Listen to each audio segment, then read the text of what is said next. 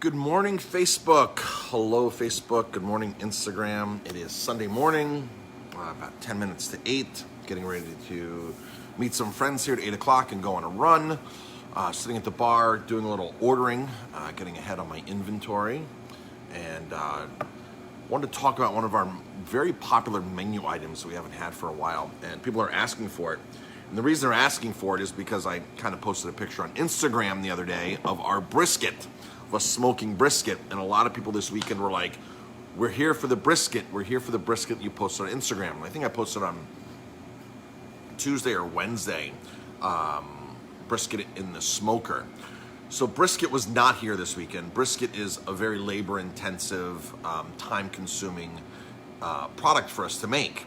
That's why we haven't had it this summer. It's just, it takes a lot to go into it. It cooks for a total of 60 hours, our brisket. There's no other restaurant that cooks brisket for 60 hours, and I'll explain that process. So there's 3 separate stages of the brisket preparation, which is partially, you need a lot of manpower for this. So the first step of our brisket is we smoke it for a full 12 hours in the smoker. So what I do is, and I think I did a Facebook Live on this too the other day, I set my timer on my phone for 30 minutes, every 30 minutes, to repeat for a full 12 hours. So I have to be on property for 12 hours, or who's ever doing it has to be on property for 12 hours. And every 30 minutes, you go out and check the smoker, open, close the baffles, add more wood, split wood, whatever you have to do to keep that at about a 175 smoke point. So it's all done manually. It's not done electronically. Some smokers, you can set a timer and go and add chips, and it's automatic. Not our smoker. Our smoker's old school. You have to monitor it. So 12 full hours of smoking the brisket.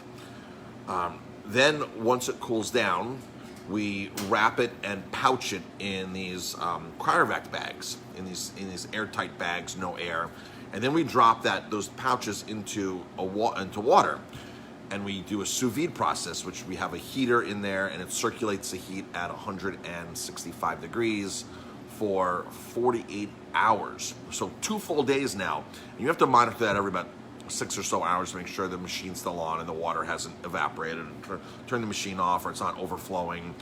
So then for 2 full days, for 48 hours, the brisket gets submerged in these plastic pouches, airtight, and cooks at a very slow point.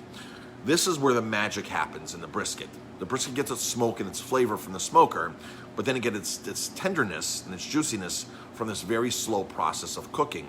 I don't know any other restaurant that cooks brisket for 60 hours. I have a lot of chef friends. I know people that are in the barbecue industry. And I have some friends that have very, very, very famous barbecue restaurants in the South, and they cook their brisket for 8 hours total, 12 hours total, between a smoke and some kind of a wrap. So brisket, when you smoke it, you can only cook it so much in the smoker, and then you have to do what's called a wrap. And our wrap is the sous vide, but a lot of places will put it into a pan, a little bit of water in the pan, put some parchment paper and foil and wrap that really tight. And this is what we did before we had the sous vide cookers. And then we pop it in the oven at 350, 300 degrees, and you let it ride for 8 hours or whatever, because that's what breaks the beef down. That's what makes it tender. So the sous vide process is just a very, very seamless way of understanding our exact temperature point to be able just to do it automatically. So 48 hours in the sous vide. So 60 hours full smoke time. Now, once it comes out of the sous vide, we have to chill it. It has to be chilled, so it takes another, you drop it in ice water, it chills. But you have to wait 6 hours or so before everything is fully chilled, then it's opened up and sliced and portioned out. And then from there, we slice them. This takes somebody a couple hours to open, slice, portion out, and then put it back into smaller pouches, individual portion sizes, 8-ounce portions. So now when we reheat it, we take that little tiny pouch and drop it into a sous vide at 175, and within 5 minutes, that brisket is hot, juicy, and super tender, because that's the reheat. So this whole process takes literally 12 hours for the first day, 48 hours, 2 more full days, the cool time, the prep time. it's almost a 5-day process by the time we put the brisket on the smoker to the time we can put it on the plate. It's a 5-day process. We were extremely busy this summer, so that's why we took it off the menu, because we just couldn't keep up with the brisket. But the brisket is now at its last stage. The brisket is now at its last stage of actually it's going to get packaged on Monday. So Monday night we'll have the brisket back on the menu. So Thursday it'll be on back again, and then we have more brisket that'll go in the smoker this next week, and then we won't have quite a large gap as we did before. So we're probably one of the only restaurants. I am the only restaurant that I know of that cooks it for 60 hours. Texas does a lot of bragging, saying they cook 24 hours of brisket. There's restaurants down there do a 24-hour cook. So the longer and lower you can cook brisket or any kind of braised meat, the longer and lower. That's the key, long and low. You don't want too hot and too short a time, because I remember the very first time as a young chef, I made veal ossobuco on my own. I'd made it in the restaurants before under chefs, but then now I'm making it on my own. And I didn't cook it long enough, and I got in a little trouble with the chef. It wasn't falling off the bone. It was a little tough, and I'm like, gee, what did I do wrong? And of course, it was not enough time to do it. So that's the smoked meats and braised meats. Very slow and very low and slower is the way to go on those. So brisket will be back on. Our Oktoberfest, we're going to be having Oktoberfest specials. We would have had bratwurst this weekend, but our sauerkraut didn't come in from Hawthorne Valley, the local farm upstate. The biodynamic raw lacto-fermented sauerkraut was not on our Farm Hub order this week. It was a mispick, and they gave us something else that I had to send back. So we're going to have a smoked pork porterhouse, like with a mushroom or a mustard cream sauce. That'll be on next week. We're going to brine those pork porterhouses and then smoke them nice and slow, and then finish them on the grill. That'll be one of the German dishes. We'll also be doing bratwurst with sauerkraut. I'm not sure we're going to have schnitzel back.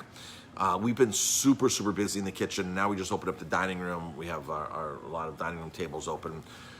We have been super busy, and to do the schnitzel, it's more execution time in the kitchen. I've been working in the kitchen a lot lately, and so we can just get food out, get food cooked, and get out of the kitchen, and that'll slow service down significantly by putting a schnitzel on the menu. So for the time being, we're not planning on launching our schnitzel. Maybe if it slows down a little bit in the fall, we will. But Oktoberfest, I think today is the first official day. If Oktoberfest was canceled in Germany this year for obvious reasons, I'm sure places and bars will still be celebrating in Germany and here. So today is, I think, the first official day of when Oktoberfest would start. Oktoberfest used to be in October, and it was a harvest festival in the fall time. It was in October, but then one of the kings of Germany at one point said, or Bavaria, whatever it was at the time, said that it's too cold. Let's move it up a couple of weeks. So that's why it always starts typically the second to third week in September, and it rolls into October. So that's what happened with Oktoberfest. So we will be having our bratwurst. That came in from a local farm the other day, from Charcuterie. I ordered more for this week. I just ordered sauerkraut again. So like I said, I'm sitting here doing some orders at the bar, and I'm getting ready to go out for a run here in 2 minutes. I have friends meeting me in 2 minutes, 8 o'clock for a run. And so check out brisket. It'll be on our menu. Monday night, we're doing this awesome wine tasting tomorrow night with the wines of Trattoria di Manduria, which is a co-op in Manduria in southern Italy. Jamie and I have been working so hard on the Southern Italian trip. I'm going to put some updates on the website. We literally have like 2 seats left. And another couple yesterday said, count us in for 4. So we're probably oversold for the April trip, and we're now planning Sicily. But I've tweaked that April trip to Apulia, where we have dinner on the coast now. We have dinner on the Cape, where the Adriatic and the Ionian Sea meet. The restaurant is on the water.